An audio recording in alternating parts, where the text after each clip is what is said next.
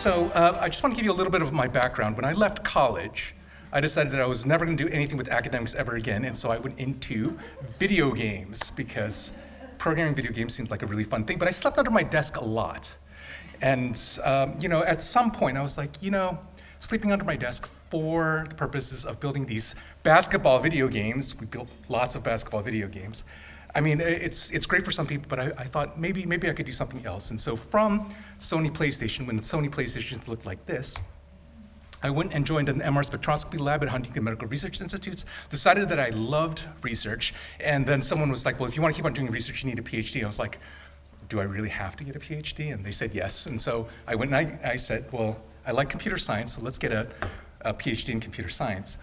And so I joined the Yale Social Robotics Laboratory under the tutelage of Brian Scazzaletti, who I was really attracted to working with because of his really large focus on interdisciplinary research and his connections to questions of child development and early health. And it was in the course of building this attention system for this little robot. It's a baby robot, you can't tell, but it's small and it's wearing a hat, so it's really cute, right? So or at least we can pretend that it's really cute. And it was in the course of building that visual attention system for that robot that I needed some data to program the visual attention system. And so I went to the Yale Child Study Center, looked sad for a few months, and until someone agreed to work with me. And that person was Kasia Havarska, who rapidly became my mentor in early child psychopathology, was very patient with me in bringing me a computer scientist with all of the, you can imagine, all of the difficulties that the clinicians are nodding in this room that a computer scientist can come in with.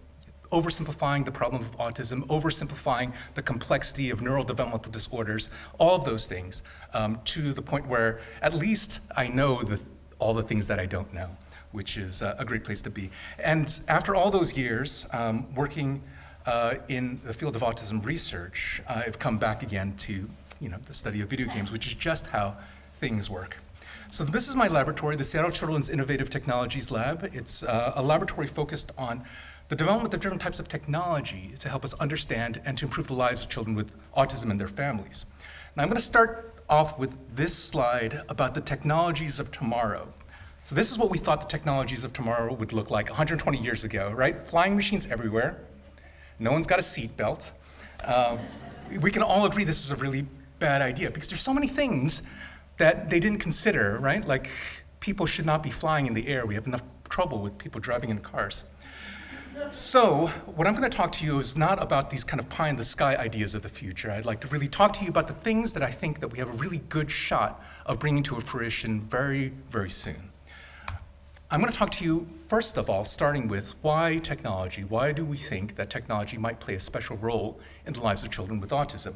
What is it that makes technology so special? And we'll talk about leveraging the strengths of individuals with autism, how these technological systems are really great for improving engagement. And we're going to talk about a bunch of different examples of technology, and just to list a few: mobile applications, video games, and robots. And then I'm going to kind of basically, I said I was going to babble for an hour, but a decent part of that babbling will be about where I think that the field is going in terms of what can technology bring for moving us forward in terms of producing tools that will help individuals with autism. And this is really thinking about this roadmap for the future and what we need to do in order to get there.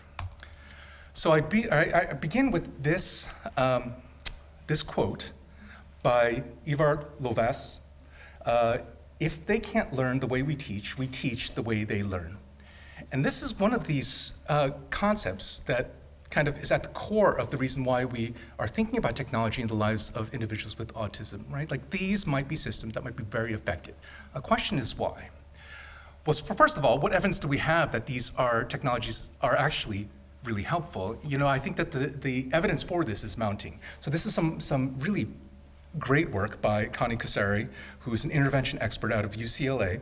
And she showed that the combination of these speech-generating devices together with naturalistic behavioral developmental behavioral interventions, in this case it was a intervention called Jasper. In combination, those ended up with faster rates of communication learning in these children with autism who were enrolled in this intervention as compared to naturalistic developmental behavioral interventions alone. It's a mouthful to say. And this is suggesting that there's something special about this incorporation of this technology into the educational process of really early childhood for children with autism that might actually give us some idea of something special that's occurring with these the combination of technology into interventions. And if we think about the reasons why this might be the case, I mean, this has gone under a lot of different names, and I cite this particular theory because it was made by a computer scientist, and I'm always going to kind of give props to my fellow computer scientists. Thinking in pictures as a kind of way of thinking about the cognitive strengths of individuals with autism. This idea that the visual stream of information is something that's very powerful for individuals with autism. This idea that by using these visual supports, you can provide additional augmentation to learning. I think that that's a really kind of an interesting way of thinking about the ways that we can leverage the preserved skills of individuals with autism in order to bootstrap learning. And technology might fulfill a role in that because the very nature of technology these days, if you think about the multimedia expression of technology, is extremely rich and extremely powerful. This is an example of some work that I did together with Ria Paul and Liz Simmons and a company called Handheld Adaptives. And this is an application called speech prompts. And the goal of speech prompts was to design a system that can help speech language pathologists teach children with autism about the qualities of prosody that they might be missing. And so this is specifically designed to augment the instruction of prosodic qualities of speech. And by prosodic qualities of speech, I'm referring to the way that you say something, not necessarily what you're saying. So if you speak in an angry tone, or if you speak in a monotone, or if you speak too loudly or too softly, these are the qualities that we wanted to convey. And this is what this app supported. And so one of these ideas of providing this kind of visual guide to prosody, if you think about prosody as a concept, right? How abstract is that? To us, it makes just perfect sense because we are perhaps neurotypical in this room, and thinking about prosody, we just intuitively understand when someone is angry at us. Now, put that into a description that you're going to teach someone with autism who doesn't understand what those concepts mean, and you can realize how difficult it is. And so the purpose of this type of technology was to basically visualize aspects of speech, like the changing pitch of the voice, or the waveform amplitude, staccato rates of speech, the intensity of your speech, the tempo that you are speaking. And from this, the idea wasn't that you would carry around a system like this in your pocket so that you could know when you're using prosody correctly or not, but to even illustrate that there was something to learn here.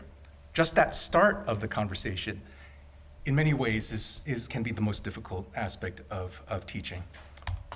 So why technologies? Why do individuals with autism really gravitate towards technology? Why do we think that technologies are special? So when we think about the definition of autism, right, this is the DSM-5 criteria for autism, we primarily think about these social and communication and interaction deficits.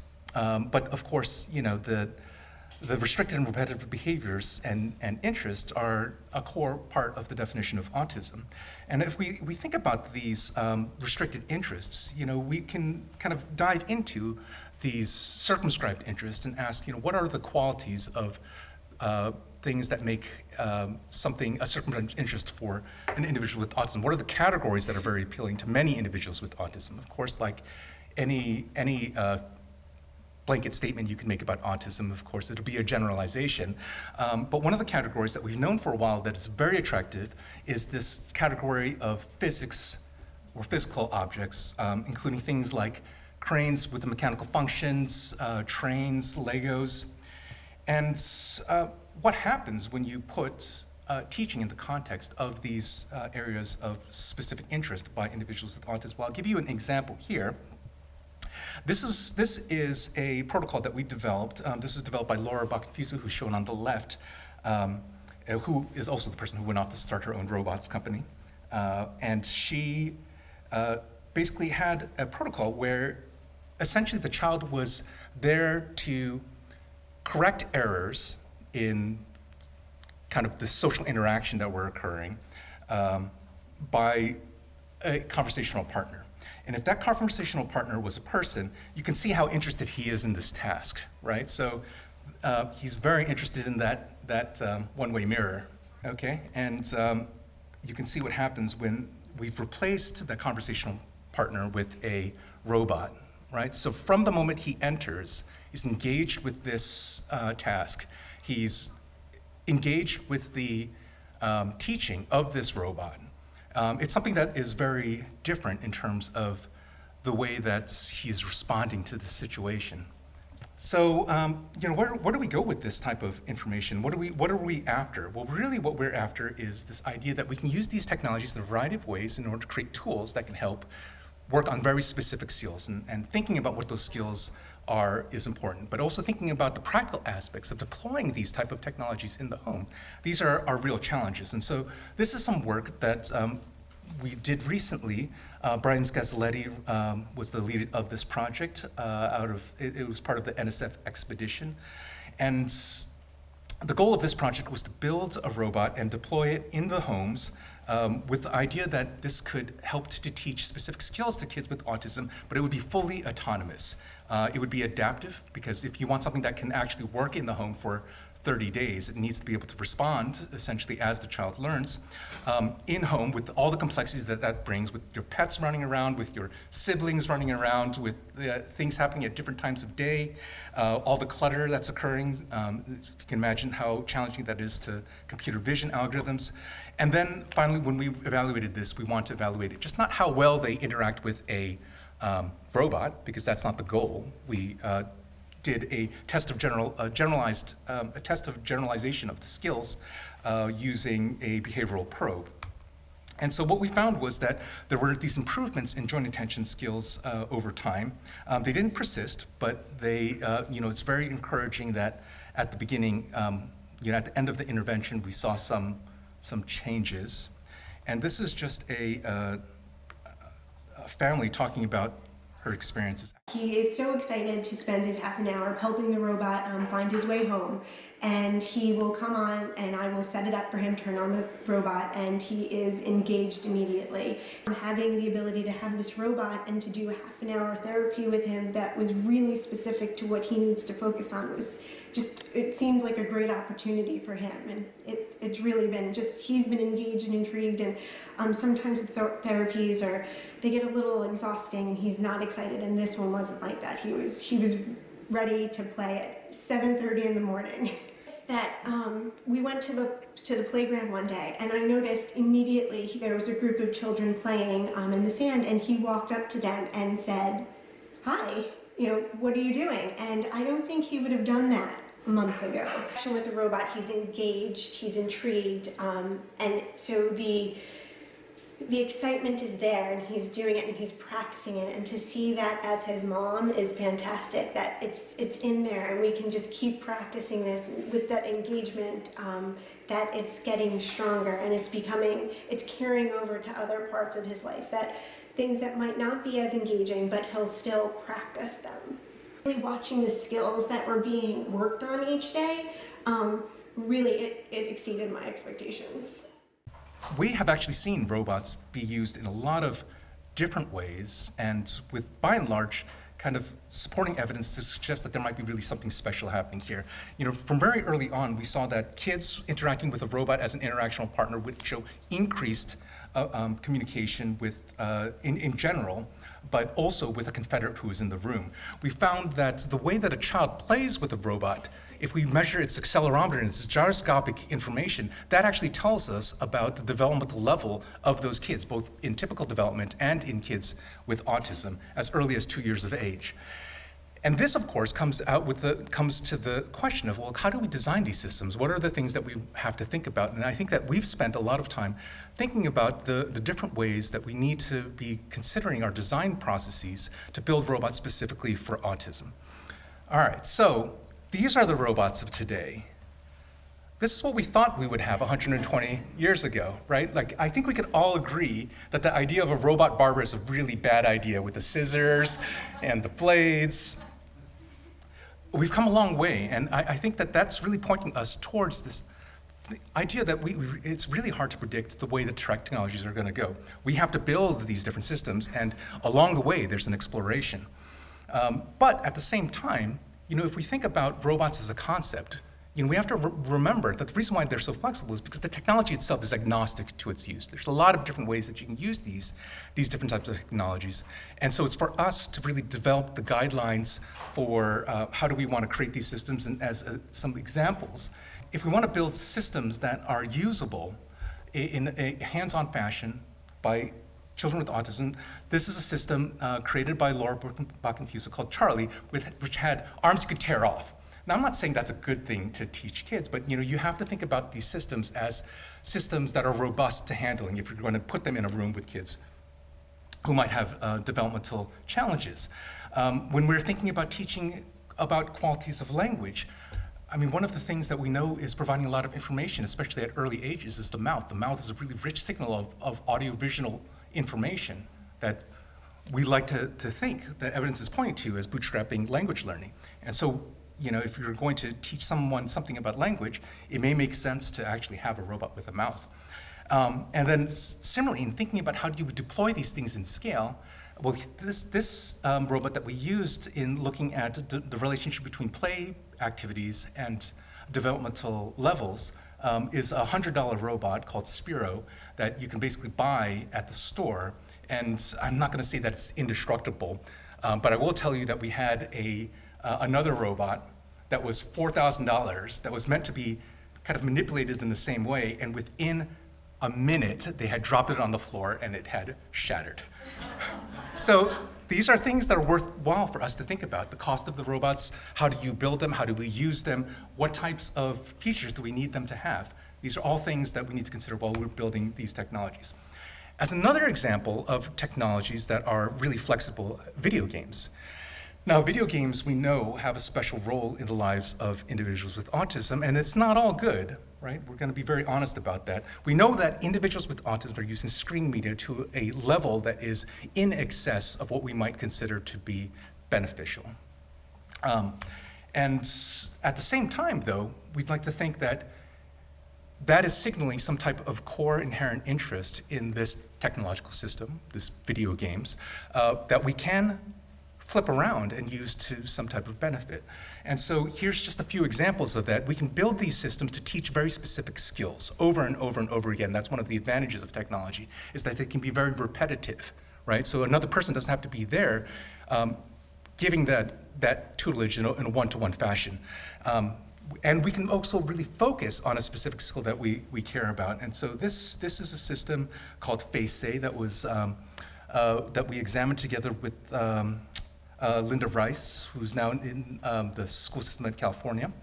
And this work showed that there was actually generalization of skills that were learned from, this is a system that focused on very elementary face processing skills, and we saw generalization of this associated with the SRS and also theory of mind skills, which we thought was very impressive. There's other ways that we can use technology. Again, the platform itself is agnostic to use. It's for us to kind of put the shape of what we want to do onto the technology. And so this is a system called Pictogram Room, investigated by Patricia Perez-Fuster, who spent a summer in our laboratory.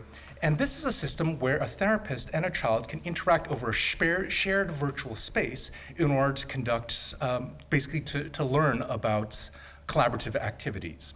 And it's just a very engaging way of getting, the therapist and the child together. More and more, just like we use those robots and match the play patterns to developmental level, more and more we're thinking about games as measurement systems. The idea that you can collect massive amounts of data from a handheld application that might signify something about the individual's level of ability, and especially the changes in those levels of abilities over time, I think is a really attractive idea. And of course, all of this has to be matched with the right kinds of empirical support so that we're not just shooting in the dark. We also need to really be thinking about how do we design these systems as being very specific to autism. So this is a system that we built to look at executive function. And it's an adaptation of a number of well-known executive function tasks, except that we're considering the expression of executive function deficits in both social and non-social domains. Really thinking about what is special about executive function in autism, right? And so as we build these technologies, it's good to use generalized platforms, but when it comes to interpretation and comes to using them for some specific purpose, we have to remember that the reason why we're building these, if we're gonna build applications for autism, they should be built for autism. And that's just almost a tautology, but I think that it's a really important thing to keep in mind as we're kind of creating next generation systems. It's not just the case that we're gonna pull a video game or an app off of off the shelf at the game store and expect that it's gonna give us some type of useful system. We need to be really targeted about the things that we're asking. So I've talked to you about technology, and I want to also shift gears a little bit and talk to you about other areas that I work in, which is more on the theoretical, more of like what we would consider the basic science side of things, questions about mechanism. And I'm going to relate this back to these technologies further along. So one of these technologies that I've been working with for a very long time, back from when I first started working with Kasia Varska at Yale, is eye tracking. And eye tracking is a technology, it's fairly simple. It's basically just telling you where a child or some individual sitting behind a screen is looking on that screen.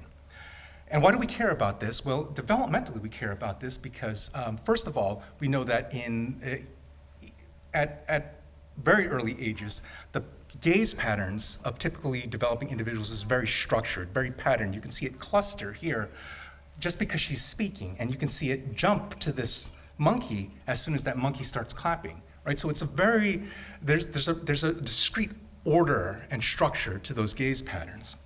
And in ASD, the gaze patterns are disturbed, but specifically along the axes of things that are social in nature. And so when she looks directly to the camera and starts to talk, what we see is a decrease relative to the control groups by toddlers with autism and looking at the face and looking at the mouth specifically, and more time spent looking at the background, more time spent looking at hands. These signals are potentially very powerful, and we see their expression as early as 6 months in infant siblings of children with autism who go on to develop autism. At 2 years of age, we know that there's a structure even within autism, that they're meaningful and might be associated with clinical phenotype, even at 2 years of age. If we apply hierarchical clustering to the gaze patterns of toddlers with autism, we find that there's 3 patterns that emerge from the hierarchical clustering. A group of children who are basically looking at we have a group of kids who aren't looking at the scene at all. They're not even paying attention to the screen. And then we have 2 groups of kids, both of whom are paying attention to the scene quite well, but one is looking a lot at the eyes and another is, by converse, this is the eye-mouth ratio, is looking a lot at the mouth. And it's actually these kids who aren't paying attention to the scene at all, who have the most profound difficulties, lowest verbal abilities, highest levels of autism symptoms. And it's these kids who are looking at the mouth who actually have the highest verbal abilities. And so the thing to realize from this is that these gaze patterns, the places that kids are looking, are telling us about their concurrent levels of ability, but are also associated with the change that's occurring between 2 years and 3 years in these kids. So it's also telling something about where these kids are going.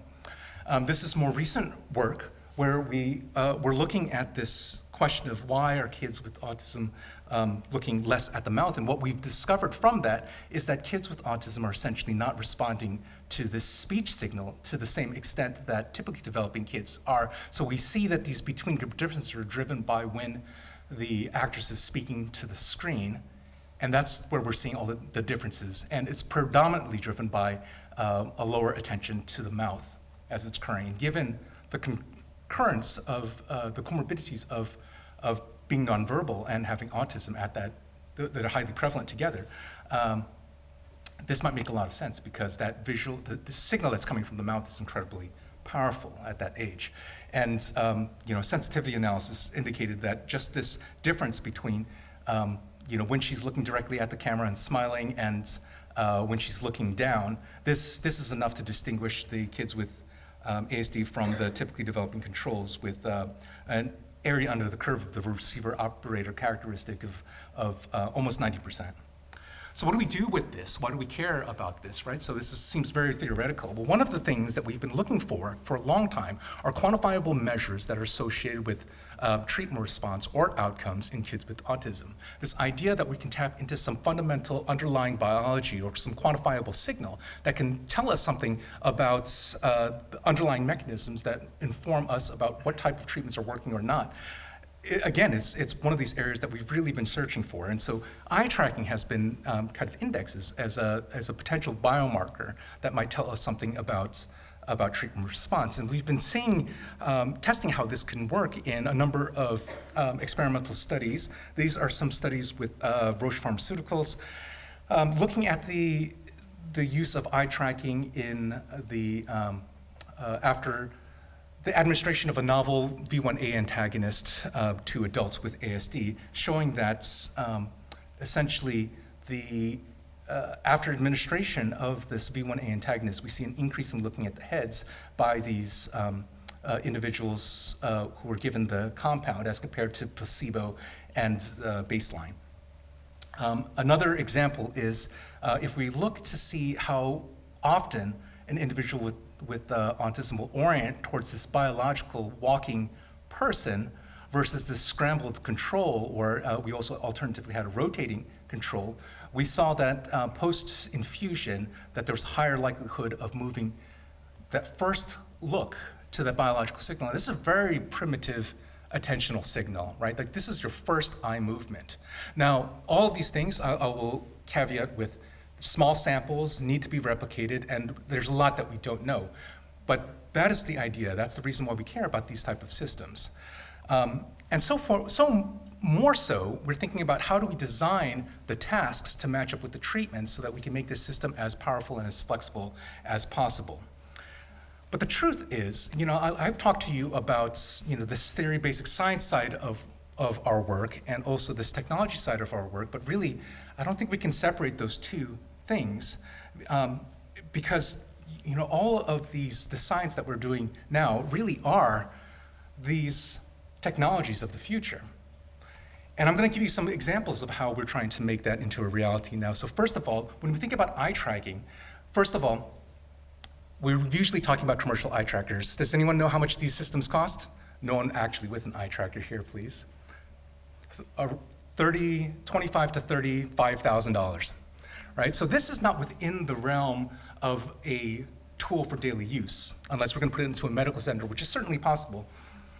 But I don't think that we need to be limited to that, right? If we want to use these for daily monitoring, if we want to use these for monitoring the home, we have to think about systems that are more accessible. And so one type of system is to basically take what we know from eye tracking and put it onto a tablet, a mobile tablet or a mobile phone, and do eye tracking just from the computer vision advances that are occurring kind of simultaneously as we're developing all these technologies. And this has been done, demonstrated in some amazing work by Helen Egger and Jerry Dawson and Guillermo Sapiro over at Duke, where they're actually deploying these apps that can recognize emotions while children are watching specific types of scenes, and have used this in order to show that there's differences between how infants at high risk for developing autism make expressions in response to specific types of tasks as compared to lower risk children.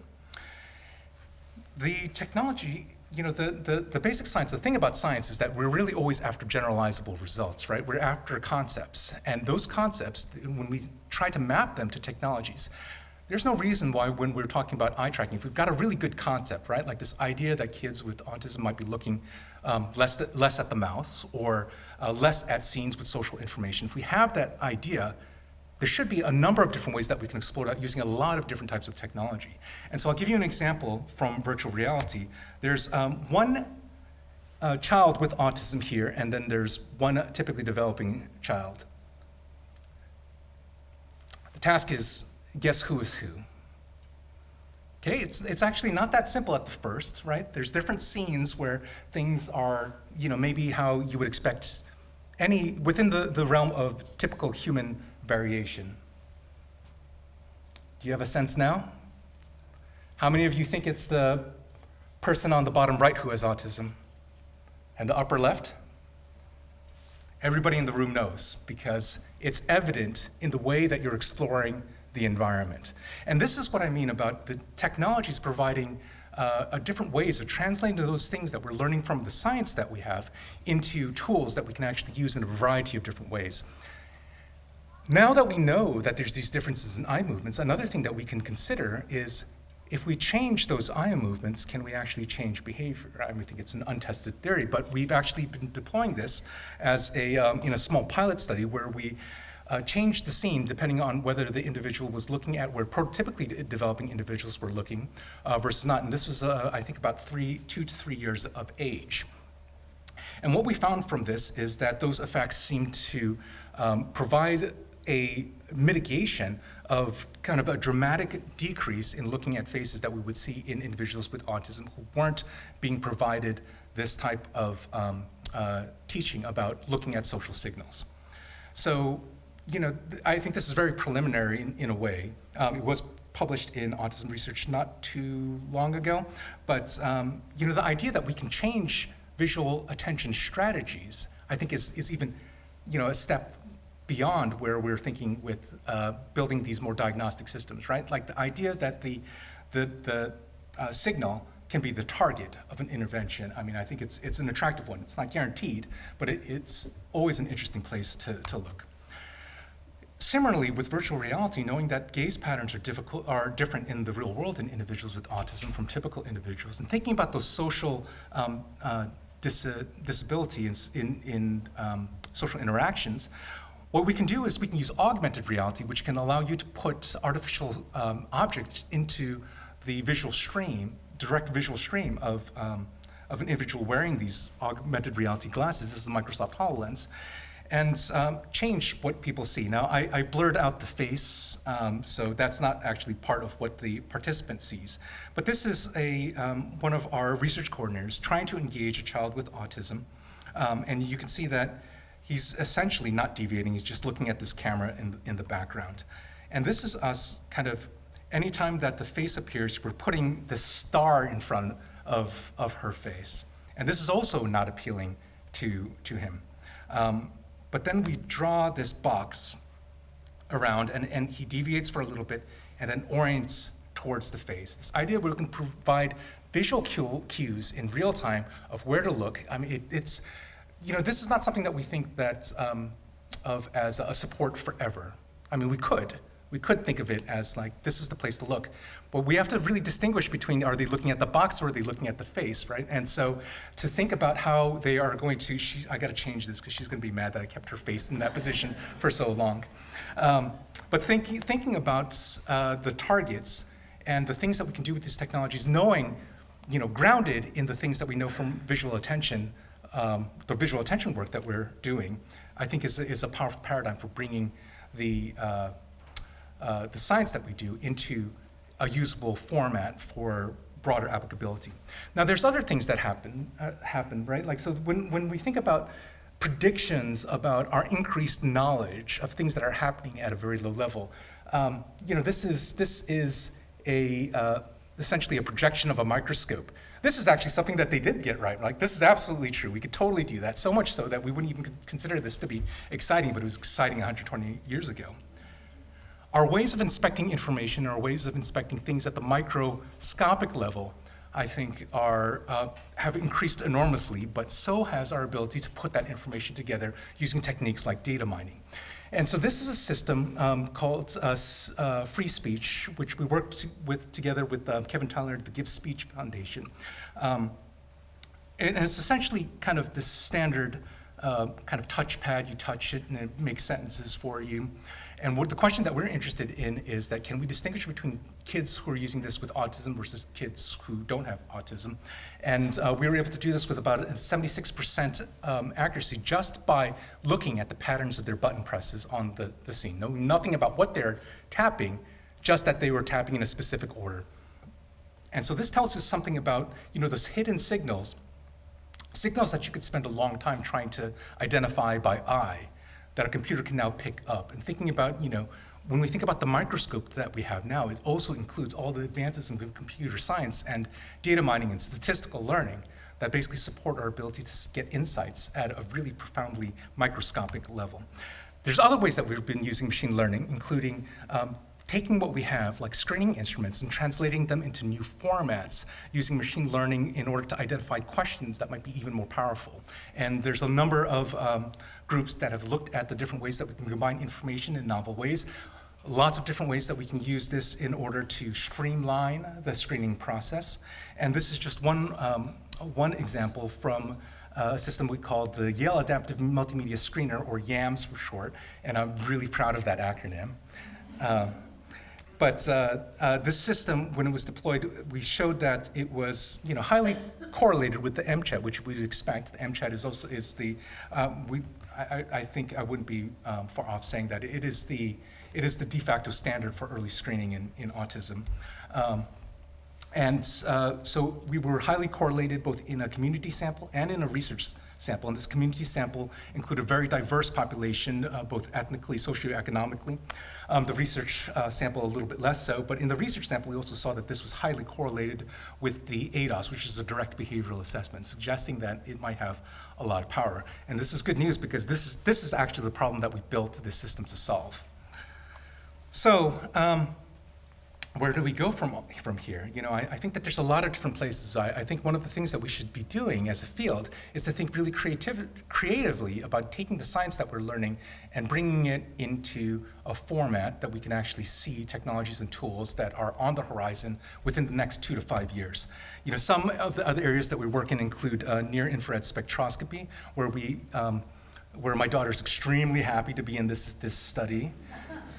And from this, we can ask questions about how is the brain reacting when it sees these different biological signals, and we can see that there's a lot of different places in the brain that are lighting up in an atypical fashion in kids with autism. And so much so that we can start thinking about how this information is associated with clinical phenotype. And when we look, we see that there's certain areas of the brain that are associated at a level of R of 0.6 with for instance, IQ or autism symptomology, depending on where you're looking. So this, of course, is the dream, right? Like, this is one of the things that I think that there's periods of all of our educational experiences that we wish that we could just get information downloaded into our brain, and that's clearly still hasn't happened.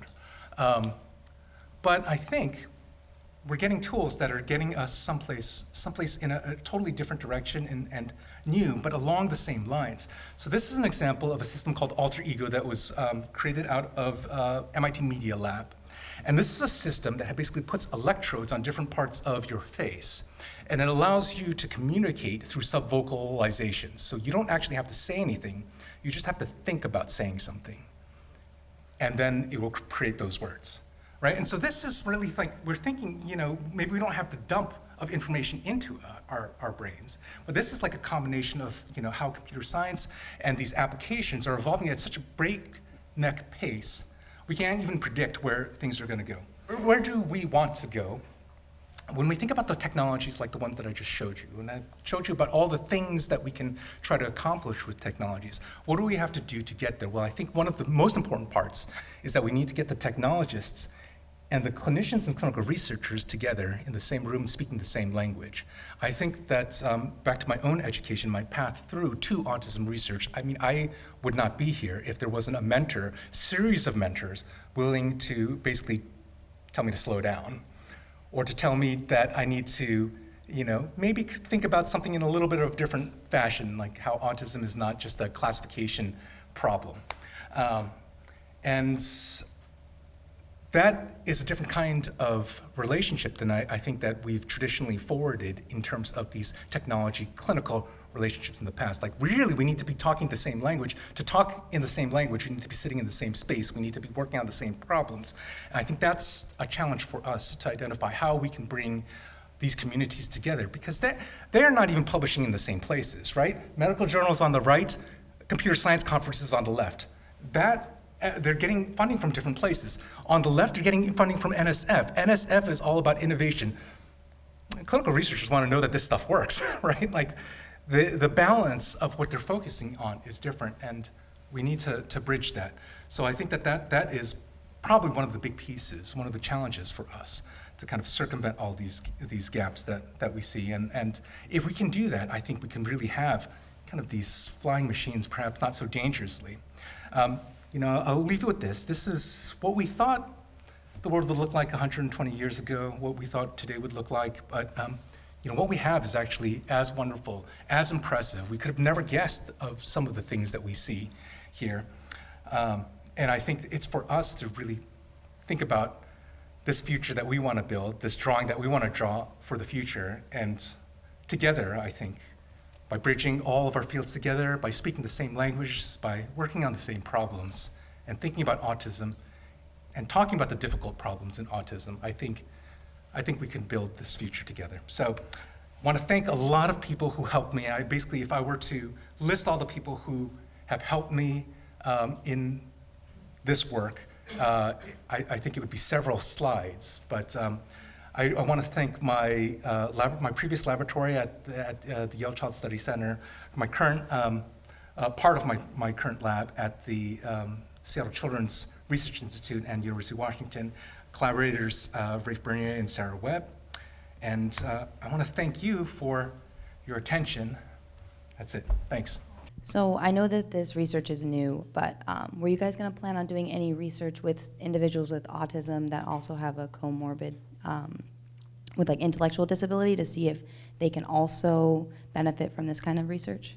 So a lot of the reasons why we have this strong focus on the design of these systems is so that they can be as applicable across the spectrum as possible. And so when we talk about systems of working with robots that are nigh indestructible, I mean, the reason why we're thinking about them is like, okay, so sure, they're toddlers, that's one thing, but the other is children who may not take directions as well, or may not understand the directions implicitly of what they should and shouldn't do. I think that's this focus that we've had on kind of early development and technologies for early development helps us in that regards in terms of trying to get as widespread of a cognitive range as possible, because at that age, oftentimes you don't know, right? I mean, or you see it, but they've already come in, right? So I think but that is an important point. So that system that I showed at the end, alter ego, you could imagine a system like that working for non-speaking individuals with autism, which is very different from non-verbal individuals with autism, and those are two different things. Can we take that next jump and build the system that can translate thoughts from non-verbal individuals to communicative signals? I mean, I think all of us would love that. Is it science fiction? There's a huge group of individuals working on brain-computer interface, and I would say advances happen best when you're directly working towards them. And I will tell you that I know of a few different groups that are working towards it, and so I hope that there's more things to come. When you're using machine learning models and things like that, how do you measure the performance of these models? Like, what kind of metrics do you use to actually know that these models are effective and can be, used, just kind of used, for research purposes? So, I mean, it's a trick question. I can tell that it's a trick question because there's so many ways that you can go wrong. Ultimately, when you're training a model, you have all the data sitting in front of you, right? The only true test that this is going to work is that you build the system and then you test it in a new sample, right? Like, that's how you really know that something works. But I would say, like, before that, the way that you would handle it is by using the right types of machine learning evaluation strategy. You use cross-validation. You make sure that your samples aren't contaminated between your testing and your training, which is actually trickier than you have to really think carefully about where are all the possible contaminants, right? So you have to be doing your evaluation at a subject level, and if possible, in different environments, keeping environments separate, if possible, really to look at the generalization of these systems. There's a lot of different ways that I think you should be challenging your evaluation of these machine learning algorithms. Ultimately, we only have the data that we have. It's never enough, right? And that's one of the reasons why we're so interested in these different types of technology systems, because you can imagine deploying an app. That system, when we think of a large study from NIH, looking in the laboratory of kids, what are we talking about? 200, 300 kids coming into the laboratory? I mean, sure, very deep phenotyping.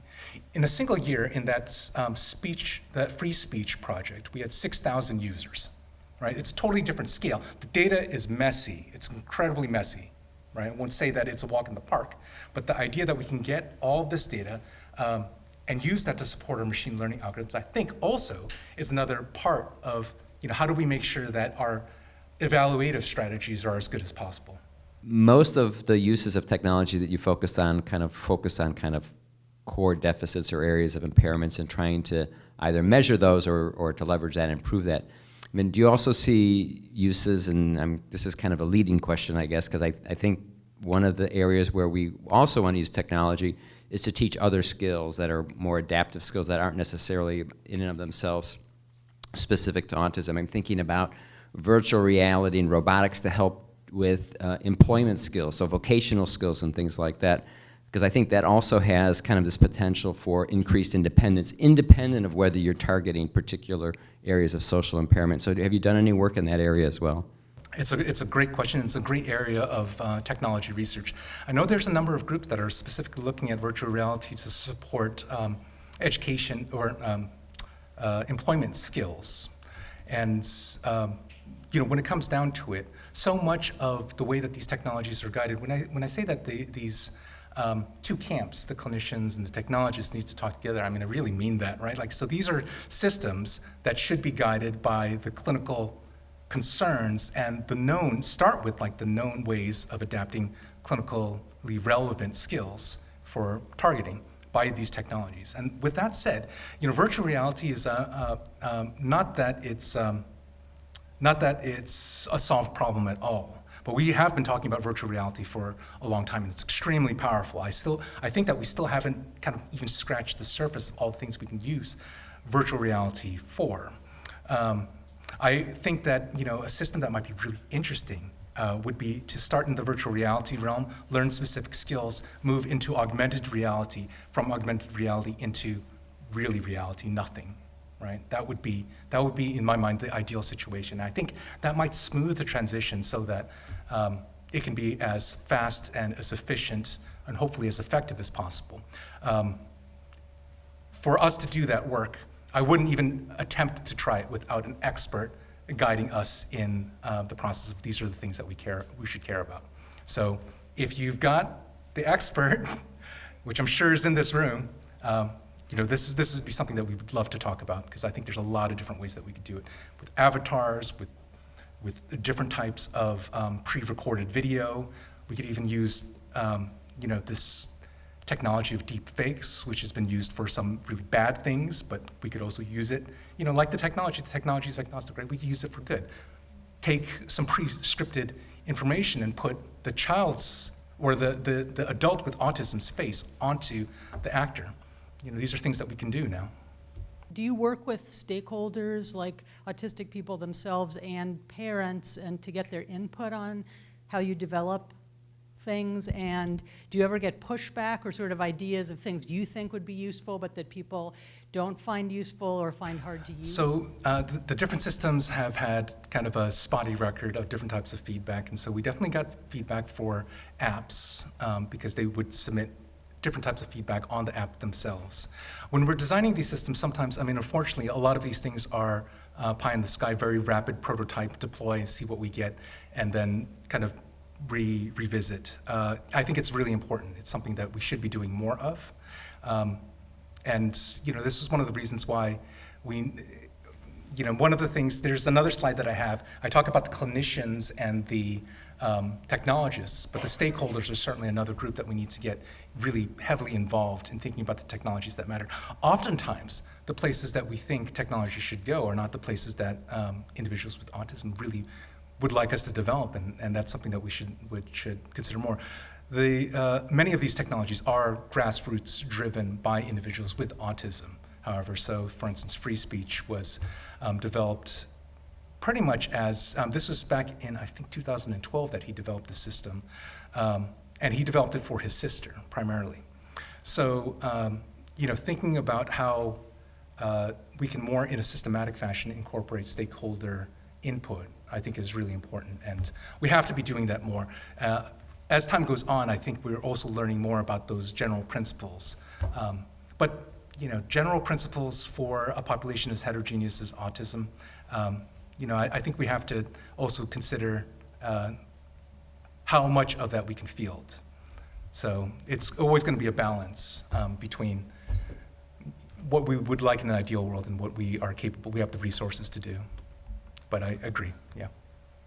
I'm so glad you asked that question, because now I can ask a different one. So I'm thinking about translation, Fred, for all these really cool things you've been talking about. So for example, like that red box. So I'm thinking about students who are trying really hard to pay attention in a busy classroom, and maybe that red box would help them know where to focus their attention on the teacher, on the activity. What are the next steps to figure out, are they paying attention to the box or the thing, and does that work, and does it generalize? And then similarly, what about having some autistic students try it out to tell you whether it's the box or the face, right? I don't know. Yeah, So I I'm think just these wondering are, what the steps are to move from prototype to real life. so I think there is, the true answer to all of this is that so much of it depends on funding, right? Like you can only just kind of get your start with whatever you've got on hand. I would say the next steps are to kind of develop a protocol, maybe put it on a platform that is more generalizable, more functional than the system that we have. And first of all, just see if, our first step for us was to just see if we can spot any difference at all in behavior. And so, I think these questions of, are they looking at the box or are they looking at the face? I mean, it's clearly an important question for this to be a treatment eventually. But the first thing that we have to do is just make sure that they are looking at all, they're responding to these signals.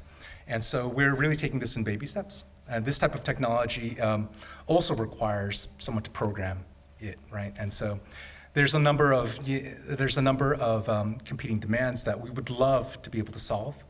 I think that getting the feedback about where you're looking at, is this as big of an issue for? I can imagine in a classroom setting that application that you're talking about, knowing where to pay attention to, might be really effective and important.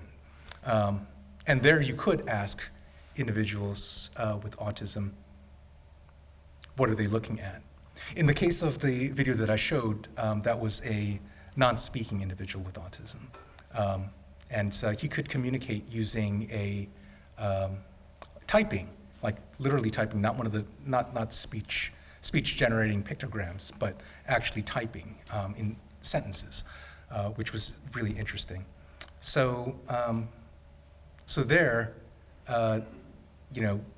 I think even in that case, we could get some more feedback about this. I mean, I think there's a lot of different places that we can go. Sorry, I'm kind of like jumping all over the place. There's a lot of good things to think about, and it's a really good comment. And I really loved your comment about the communication, because I know we've tried to do some work actually with some computer science groups, and it is not knowing what the technology can do is really challenging then to make suggestions about where the field should go. So, it's interesting that you bring this up because it seems like it's a relatively straightforward thing to bring someone from one field into the other.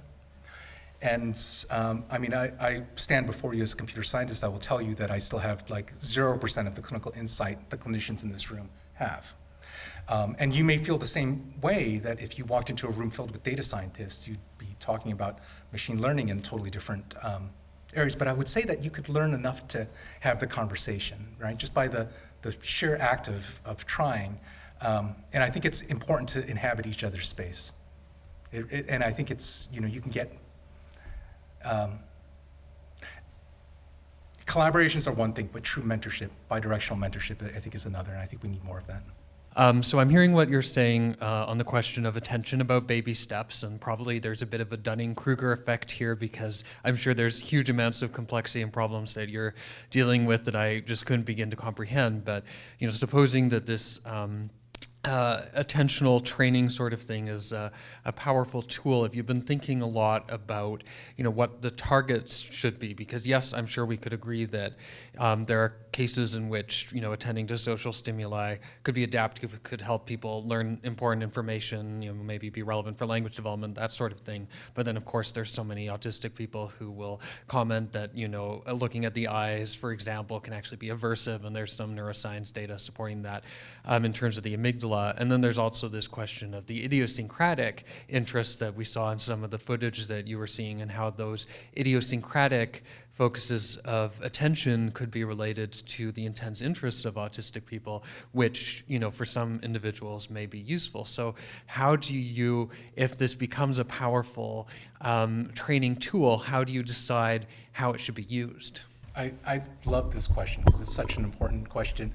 And actually in our limitation section for that paper, we went into depth about like all this. I mean, it's probably longer than it should be, but I think it's worthwhile to think about. Like, let's say that you could build a system that could, like, let's call it what it could be considered, which is attentional reprogramming, right? Let's say that we could attentionally reprogram people for good or for bad, right? Is that a technology that we want out in the world? I think there's a lot of ethical challenges, period, with this type of technology that can alter the developmental trajectory of individuals with autism. But that said, aren't we doing the same thing in some ways by the behavioral interventions that we're already administering? And so, I mean, I think that we have to kind of move forward with our best hope and understand when something is too much for a kid with autism, and really be thinking very carefully about those measures. In this system with the eye tracking, where we're basically shifting attention to different places, the kids are not restrained. They can look away at any point. We didn't see any evidence for that happening as a between group difference. And in fact, maybe the opposite was occurring, that they were paying a little bit more attention when these dynamic cues are kind of popping up on the screen and supporting their attention. The big thing for us was just to teach, to see, I mean, this was really like so much of this stuff, right? And this is where things have to change. A lot of these systems are proof of concepts, and that was a proof of concept system. The thing that we're interested in is if you build a system that basically shifts attention when they're looking at a place that a typical developing individual is not, toddler is not looking, will that persist over time when you look at other scenes, like in between? And the answer is yes. Like it seems to be providing some mitigation of a deleterious or a decrease in looking at the face that you would see in the absence of those type of supports. Good question. I think that we have a lot more to explore in this. We didn't see any overt signs that there's something that was aversive in these situations. That's kind of the best that we can do at this point, but I hear you, and I think it's a place that we need to spend a lot of concerted effort to understand. A couple of things I just wanted to talk with you about, and there are two streams that I'm thinking of right now. One of them is your focus on autism. And on the one hand, we all know that there's great heterogeneity in autism. But so I guess by focusing on core deficits of autism, it's kind of like I don't hear the response to the incredible variation, like all people with autism aren't visual learners, and all people with autism don't spend time looking at faces or voices. I mean, so I'm concerned about that focus on the disorder and the primary deficits that make it up. This is kind of what Len was getting at as well, I think. And I'm concerned because, for a long time, clinical treatment was focused on core deficits too.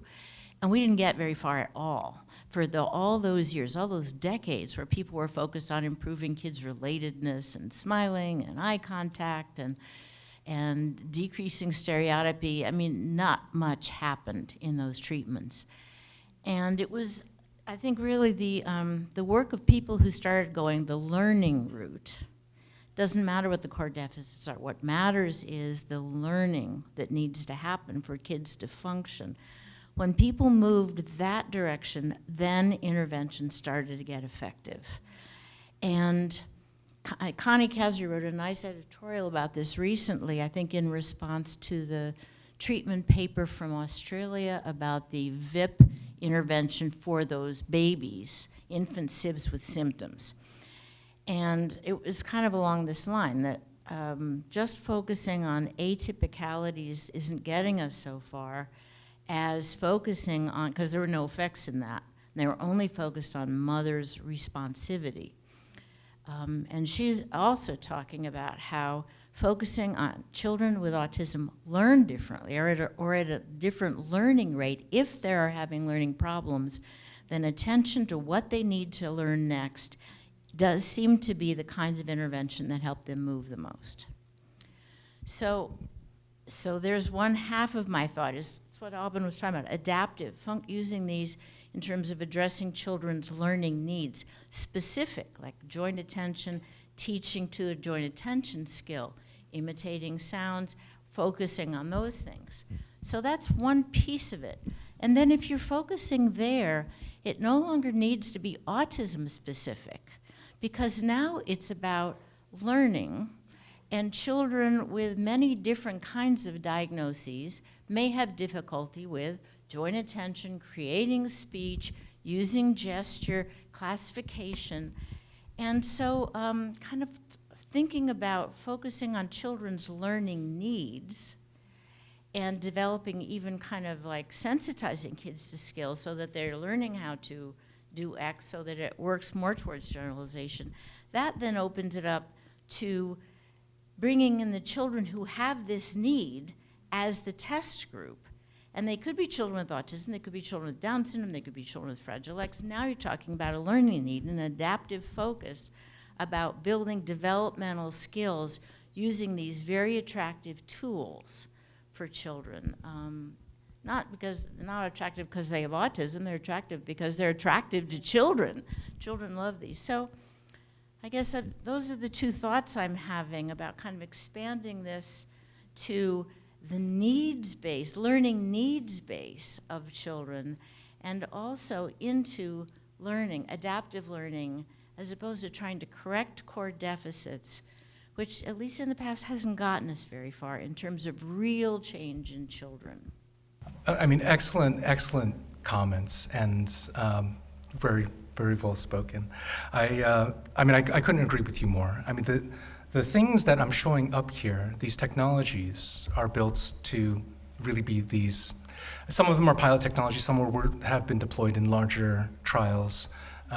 Some of them are, you know, a focus on core deficits is true, but really to solve a very specific problem like solve, I'm going to do air quotes for solve, early screening questions. You know, in like the postdoc lunch that we had today, we spent a lot of time talking about how specific this definition of autism was, and I think Kathy Lord said it great at her Distinguished Career Award, which is Autism as a Construct, we created it. And this idea that we're working with these kind of, you know, we'd like to think of them as really these concrete categories of areas of deficits. I mean, it's definitional, isn't it, right? Like the deficits span the gamut, and we need to be building these technologies to deal with that gamut, that heterogeneity of not just autism, but all early developmental issues. I totally agree. The systems that we have shown, I think, are not meant to be comprehensive in any way. I don't think that that's possible, right? So earlier in that lunch, we were talking about personalized medicine. We've had personalized medicine, right? It's called the standard behavioral intervention that kids with autism get, right? It's very personalized.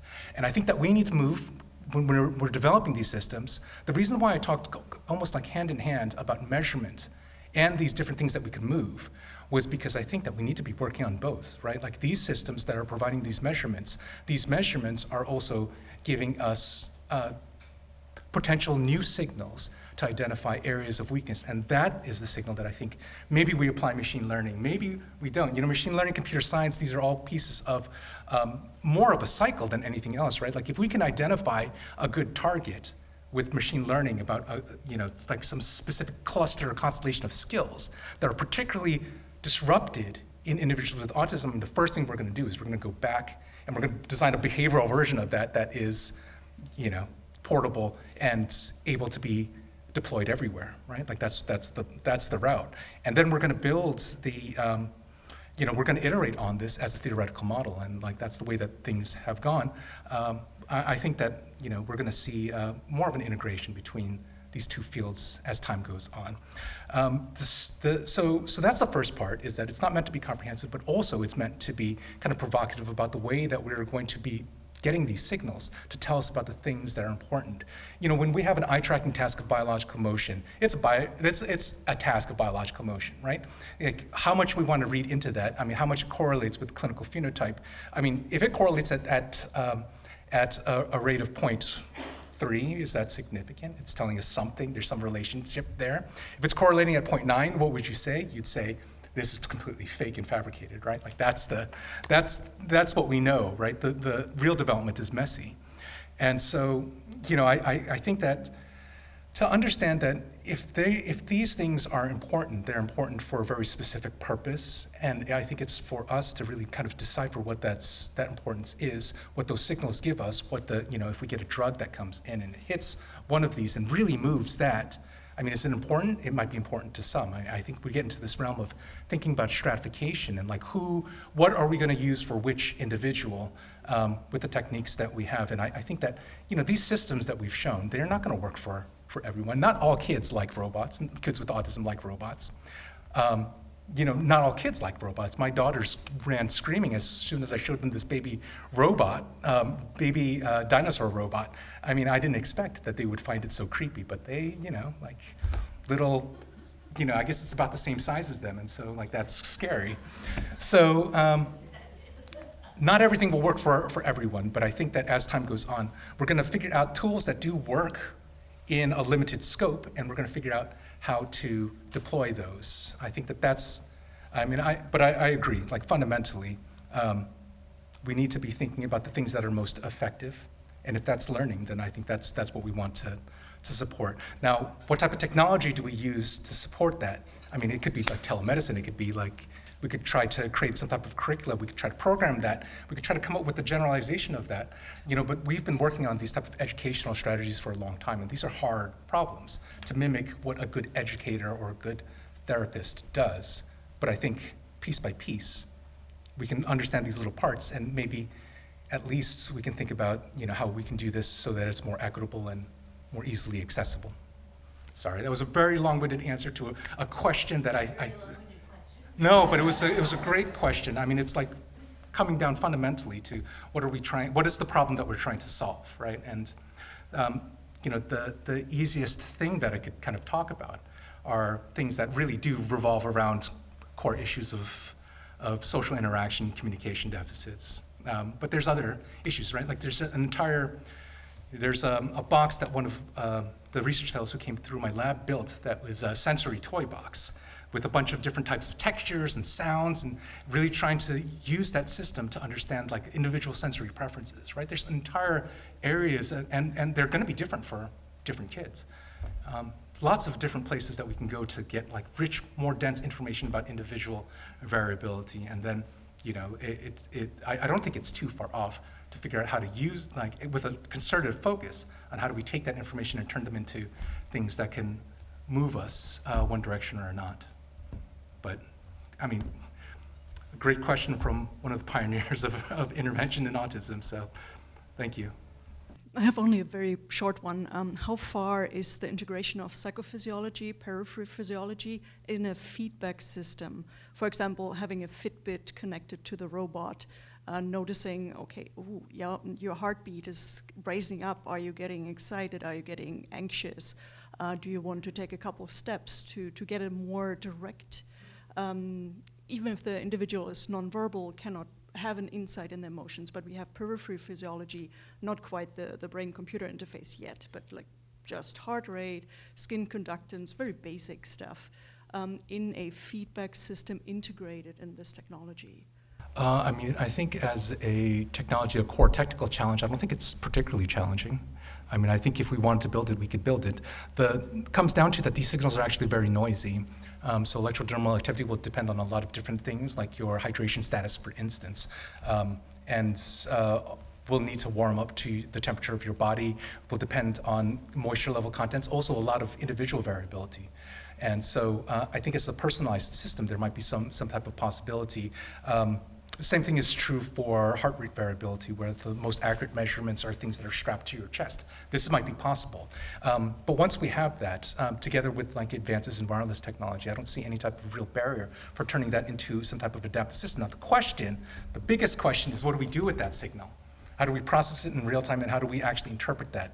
I think that the first place that we're going to go with this is actually something that has been done as part of, Rosalind Picard did this as part of her work in the MIT Media Lab, which was to build a system that simply just lights up different colors depending on electrodermal activity. Like, it's very simple, straightforward, and that might be the place that we start to try to understand what's happening on the inside. But I think as far as making reactive systems, I mean, a lot of these things, I mean, we can see with the eye tracking, we can have systems working in real time. I mean, eye movements that are moving at, these are 2 millisecond signals, right, between the samples of the signals, 2 milliseconds.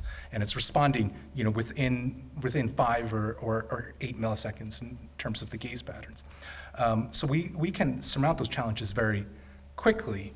The question is, what do we want to change, right? Like, I'm looking at this gentleman who asked the question of, like, are you sure you're doing the right thing here? I think that that's the place that we need to really understand, and we need to understand how these systems that we build generalize, because otherwise, no one's goal is to teach kids with autism to interact better with robots. Are any of the tools that you have designed to help improve communication efforts, can they dual as a diagnostic tool for autism to detect it earlier and diagnose it earlier in children, or is it more primarily just for communication? So which system are you referring to specifically? So like you have the robotics, or you have like the eye movements, or you have like the app, for instance. So like, can a child who's playing on like their mom's tablet or something, like just with little toys or whatever, can that be used as a diagnostic tool to earlier detect signs and symptoms of autism? Or is it just to like improve their understanding of what's going on? Like, how the little bubbles were playing.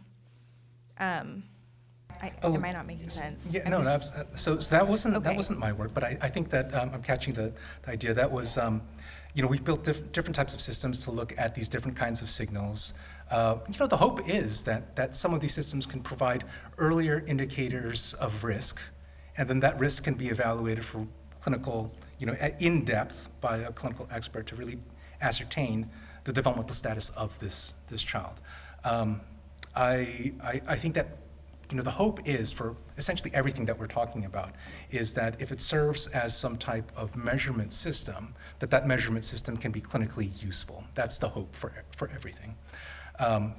But whether it's ready for prime time, I mean, 80%, 75%, where do you draw the cutoff? If you were to measure the effect size of the ADOS, it's like Cohen's D of between 6 and 10, right? We have nothing experimentally that comes close to that at this point, right? So we've got a ways to go. But I think, with concerted effort over time, we may never get there. But what we can try to do is to break apart and automatize as much as possible so that we can serve the most people. It's about picking the right type of problems that we want to solve. And what, we get this question about the robots a lot, right? Like, which is, are